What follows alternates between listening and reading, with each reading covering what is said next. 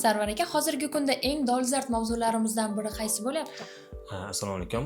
Bugun hozirgi paytda juda ham ko'pchilik bizga murojaat qilayotgan mavzulardan biri bu ertalab turganda bel, bo'yin qotishlar bilan murojaat qilishyapti.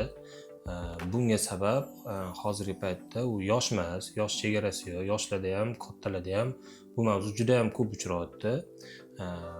Hozirgi paytda grijadan tashqari yana bitta kasallik bor. Juda ham ko'pchilikda uchraydi bu. Buni oti spondilartroz. Bu beldagi disk churralarini yemirilishiga yetadi. U beldagi disk churralariga yetiladi. Beldagi disk churralarining yemirilishiga sabab etda qon aylanmasligi, vitamin yetishmovchiligidan, kam harakatligidan kelib chiqadigan kasallik. Hozirgi paytda belim qotyapti, demak belim grija degan xayol bilan ko'pchilik yuradi. Bizga kelishganda biz ularni tekshiramiz. Tekshirganligimiz natijasida belligida spondilartroz kelib chiqadi. O'shaning hisobiga ertalab turganda bel qotishi ana o'sha spondilartroz kasalligidan kelib chiqadi.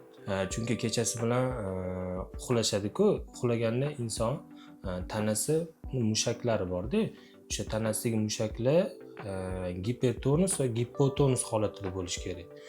Inson tanasi yotganda, xotirjam yotganda mushaklar bo'shashishi kerak. Ana o'sha mushaklar bo'shashmagandan keyin ham ertalab turgandagi charchoq hissini va o'sha beldagi qotish hissalarini beradi. Juda ham katta ta'sir qiladi.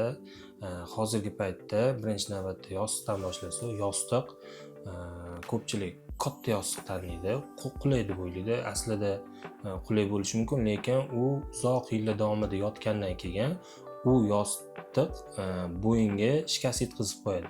Qanaqa shikast yetkazib qo'yadi? Bosh baland bo'lgan holatda yotganda bo'yinda nerv va qon tomirlarini qisib qo'yganligini hisobiga o'sha protruziya yoki grija, boya aytganimdek spondilartroz shunga o'xshagan kasalliklar kelib chiqadi. Qisqa qilib aytaman, agarda mana shu 3 ta barmog'inglar uvushayotgan bo'lsa, bo'yindan bo'ladi. Mana 2 ta barmoq uvushayotgan bo'lsa, bu yurakdan keladi. Tushuntira oldimmi? Ko'pchilikda mana shu uchalovi uvushib qoladi, yo'q mana shu qaysi biridir uvushadi. U uvushi bo'yindan keladi katta ehtimol bilan. Bog'liq. Bo'yin qotgandan keyin, bo'yinda qon aylanishi yaxshilanmagandan keyin boshga kislorodning galadani deydi, o'sha havo yetishmovchiligi kamaygandan keyin avtomatik bosh og'rig'i paydo bo'ladi. Hamma holatda ham emas, beldagi vaspaleniya yokida o'sha mushaklarda bo'lgan spazm bo'lganligi uchun ham ertalab bel og'rishi mumkin. Har doim ham grijani orqasidan bel ertalab turganda og'rimaydi. Bunday bel va bo'yindagi qotishlar va ertalab uvishlar bo'ladi-ku tanada. Ana o'sha holatga kinezolog juda ham katta yordam beradi. Bu birinchidan tabiiy yo'l bilan, ikkinchidan og'riqsiz, uchinchidan tez va qulay bo'ladi. Chunki bemor birinchi navbatda test qilinadi. Test deganda korreksiya deydi.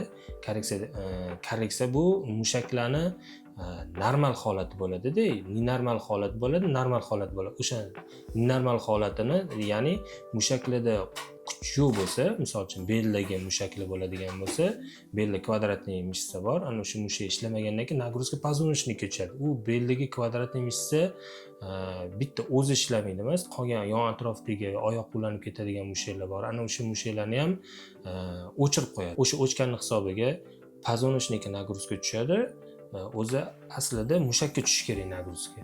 O'shaning hisobiga ham o'sha grija paydo bo'ladi. Biz nima qilamiz? Kinezologiyada mushaklarni uyg'otib beramiz. Mushak uyg'ongandan keyin nagruzka to'g'ridan-to'g'ri позвоночникка tushmaydi. To'g'ridan-to'g'ri mushakka tushadi. Ana o'shandan keyin og'riqlar avtomatik yo'qoladi. O'sha boya aytdim-ku, gipertonus holatida bo'ladi va gipotonus holatida bo'ladi. O'sha mushaklar normal holatda ishlasa, ana o'sha charchoq hismi, bu juda ham ko'p holatlarda ertalab turganda charchoq, uyquga to'ymaslik hislari ham o'sha mushaklar noto'g'ri ishlaganligidan kelib chiqadi. Pastdagi havola orqali bizani Telegram kanalimizga ulansanglar bo'ladi. Ana o'sha ulanganinglardan keyin ana o'sha yerda juda ham ko'p yangiliklar va juda ham ko'p mashqlar ko'rsatib berib o'tamiz. Ertalab turganda bel qotishi bu juda ham jiddiy signal. Bu belda qon aylanishlar yoki belda qisilishlar, boya aytganimdek spondilartroz boshlanishi bo'layotgan bo'lsa, ana o'sha holat katta jiddiy signal bo'ladi. Odamlar bu borada birinchi navbatda blokada olib qo'yishadi. Belim og'riyapti, qotyapti, grijam bor ekan deb borishadi-da, massajga borishadi. yokida bu oyoqdan osib qo'yadiganlar bor, yokida oddiy hijoma olsam o'tib ketadi deyishadi. Ular ko'pi befoyda, chunki o'tda chuqur kasallik bor. U o'tda massaj qilinsa ham u yoqqacha yetib bormaydi. Massaj naborot battar qilib qo'yishi mumkin. Birinchi navbatda o'sha yaxshi shifokorga uchrasa, ana shu shifokor bilan maslahatlashib, lecheniya qilinadigan bo'lsa, xudo xolasa yaxshi bo'ladi.